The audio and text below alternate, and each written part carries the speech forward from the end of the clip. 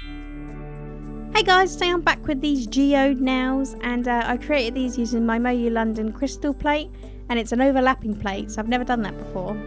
So we'll see how it goes. So I started off with painting all of my nails with this light blue, or sort of middly light blue. And then with that Moyou London Crystal plate and a white stamping polish, I'm just stamping the big space that would go at the bottom. And then just stamp that straight on my nail. And then with a sort of electric, slightly darker blue, I'm just stamping the image below, which is just a few layers of the geode. But I removed the inner circle because I was going to paint that a different colour. So I'm just filling in the middle circle with a hollow polish from Super Chic Lacquer. And then to create a sticky base for that stamping, I just applied some foil glue and stamp that directly onto that white bit.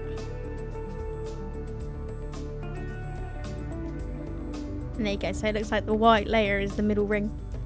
And then with a white stamping polish, I'm just stamping that same image again to pick up that small inner circle, in which I just filled in with a light blue. And same again, using some foil glue, I'm just dabbing it in the middle of the geode. And once that had gone clear, I just stamped that little circle.